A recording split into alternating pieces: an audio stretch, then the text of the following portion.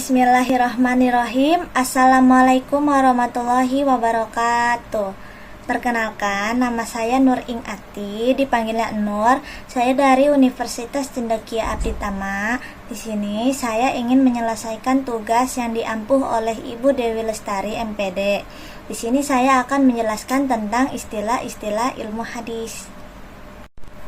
Latar belakang dari istilah-istilah ilmu hadis ialah hadis merupakan sumber ajaran Islam kedua setelah Al-Quran. Hadis adalah segala sesuatu perbuatan, perkataan, maupun persetujuan Rasulullah. Hadis merupakan penjelas dari ayat-ayat Al-Quran yang masih umum. Sebelum mempelajari hadis, kita terlebih dahulu harus mengerti istilah-istilah yang digunakan dalam mempelajari hadis. Tanpa mengetahui istilah-istilah tersebut, kita akan mengalami kesulitan dalam mempelajari hadis. Istilah-istilah ini merupakan simbol yang disepakati dengan tujuan untuk memudahkan dalam menunjukkan sesuatu yang dimaksud secara simpel dan sederhana, sehingga sampai ke tujuan yang dimaksud. Berikut daftar isi dalam istilah-istilah ilmu hadis. Yang pertama, pengertian istilah. Yang kedua, istilah-istilah dalam periwayatan. Yang ketiga, istilah-istilah dalam kepakaran hadis. Di sini, saya ingin menjelaskan tentang pengertian istilah.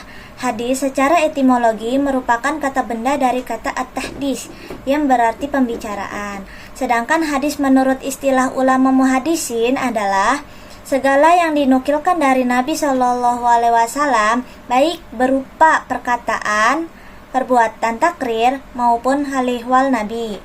Hadis Nabi memiliki kedudukan sebagai sumber otoritatif ajaran Islam yang kedua dan telah diterima oleh hampir seluruh ulama dan umat Islam. Apa sih perbuatan takrir itu? Perbuatan takrir itu adalah tindakan mengakui atau menyetujui suatu hal dengan diam atau tidak berucap secara eksplisit. Ini bisa terjadi dengan cara diam-diam, mengetahui atau mendengarkan sesuatu tanpa memberikan respons atau menunjukkan. Dan apa sih halihwal Nabi itu? Halihwal Nabi itu keadaan atau sesuatu situasi Nabi gitu. Dan hadis Nabi juga memiliki hubungan erat dengan Al-Quran. Hubungan dan kaitan hadis dengan Al-Quran ini biasa disebut dengan fungsi hadis terhadap Al-Quran. Hadis berfungsi untuk menjelaskan dan menerangkan makna Al-Quran yang tersembunyi.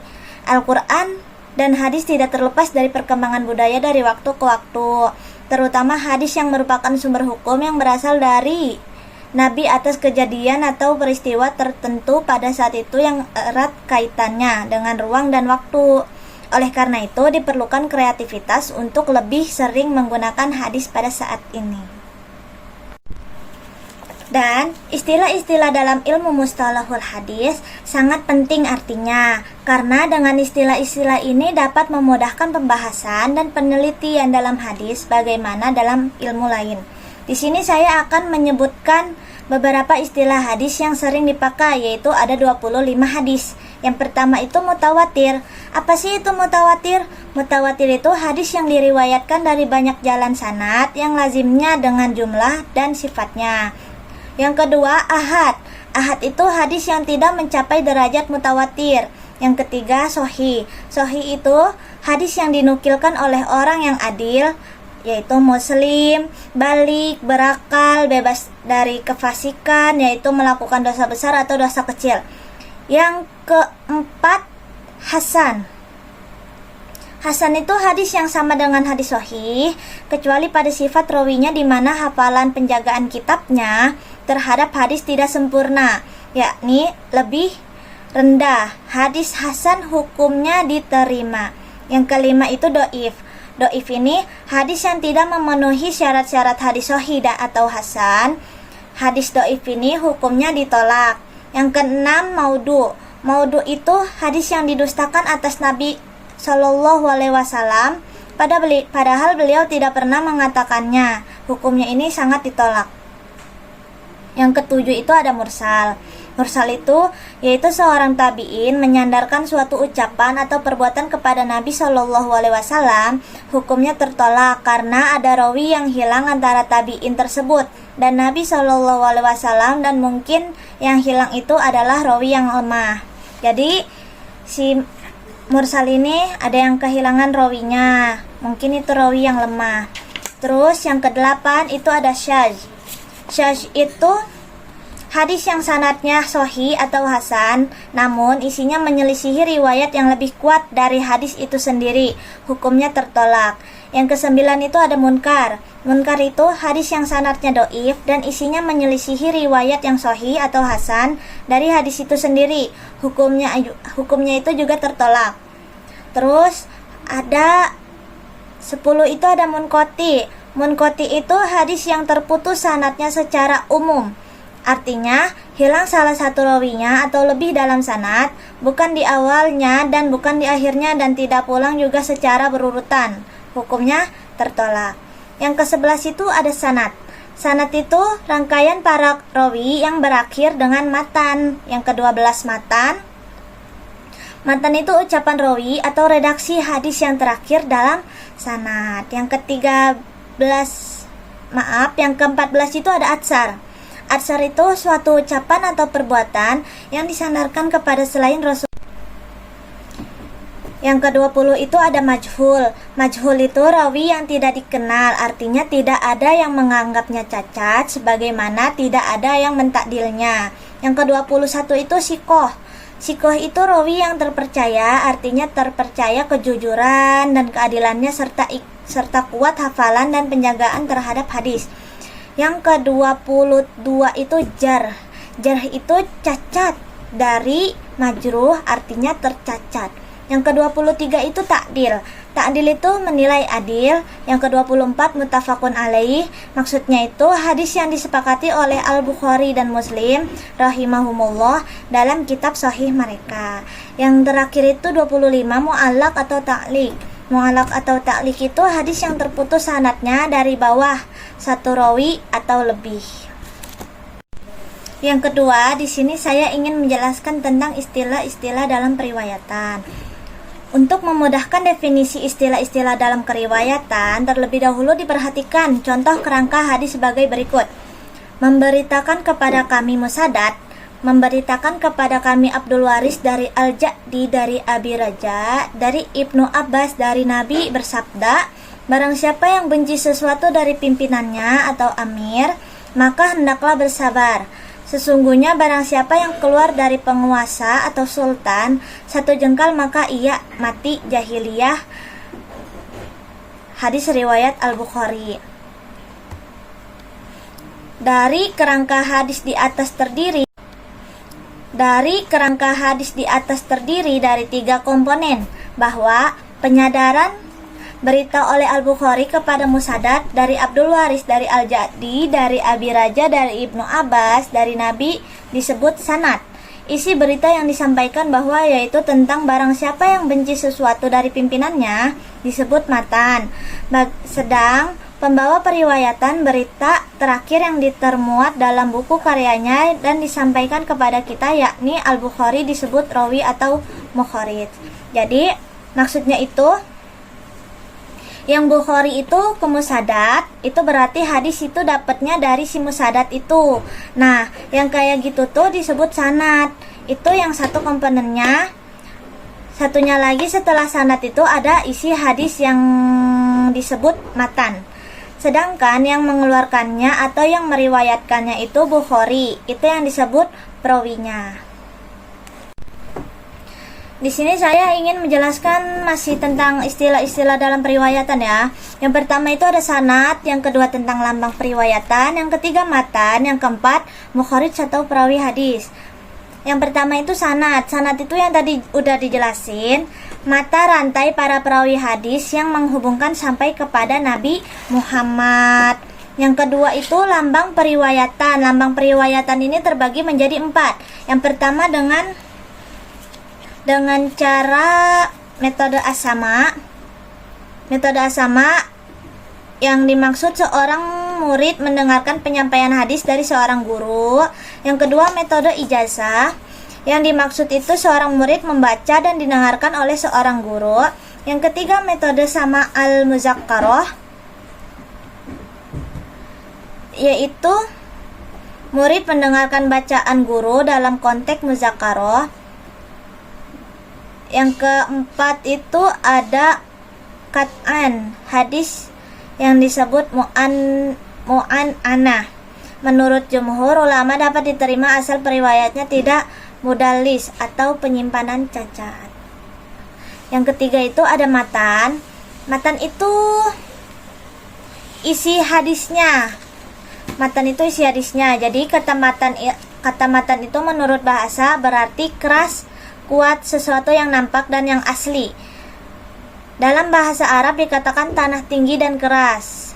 Jadi dalam perkembangan karya penulisan ada matan syarah. Matan di sini dimaksudnya karya atau karangan asal seseorang yang pada umumnya menggunakan bahasa yang universal. Yang keempat, yang terakhir itu ada mukharij atau perawi hadis. Mukharij atau perawi hadis itu, kata mukharij adalah isim fa'il atau bentuk pelaku dari kata tahrij atau ikhtiraj dan ikhraj yang dalam bahasa diartikan menampakkan, mengeluarkan, dan menarik.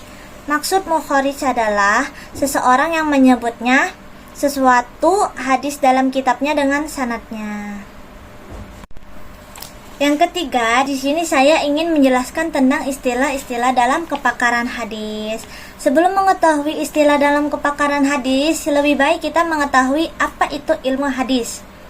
Ilmu hadis adalah ilmu yang membahas kaidah-kaidah untuk mengetahui kedudukan sanad, matan, dan perawi, apakah diterima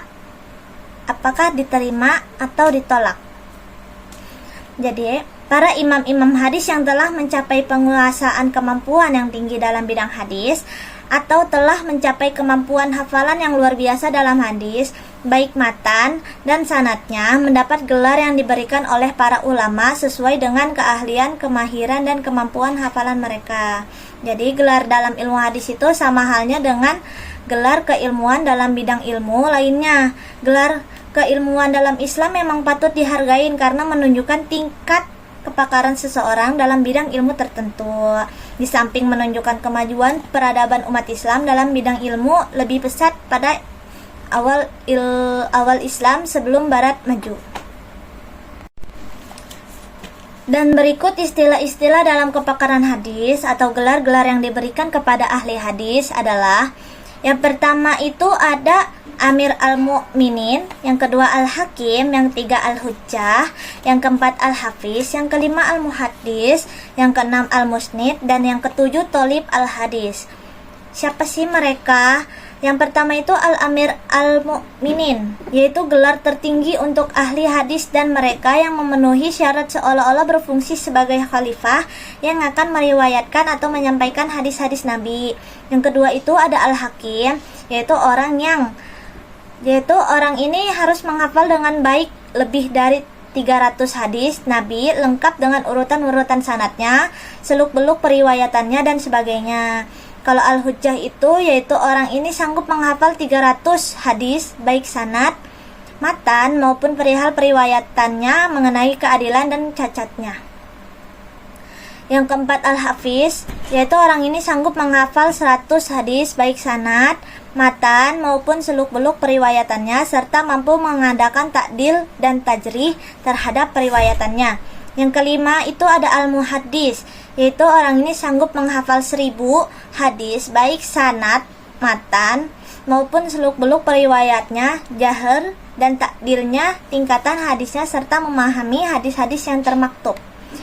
Yang keenam itu al-Musnid, yaitu orang yang menerima gelar ini ulama hadis yang meriwayatkan hadis beserta sanadnya, baik menguasai ilmunya maupun tidak. Yang terakhir itu Tholib al-Hadis. Tholib al-Hadis itu yaitu orang yang sedang mempelajari atau mencari hadis. Kesimpulan dari istilah-istilah ilmu hadis ialah ilmu hadis secara etimologi merupakan kata benda dari kata at-tahdis yang berarti pembicaraan. Sedangkan hadis menurut istilah ulama muhaddisin adalah segala yang dinukilkan dari Nabi SAW, baik berupa perkataan, perbuatan, takrir maupun hal ilwah Nabi. Istilah-istilah dalam ilmu mustalah hadis sangat penting artinya karena dengan istilah-istilah ini dapat memudahkan pembahasan dan penelitian dalam hadis bagaimana dalam ilmu lain. Berikut ini beberapa istilah hadis yang sering dipakai. Yang tadi yang saya sebutin ada 25.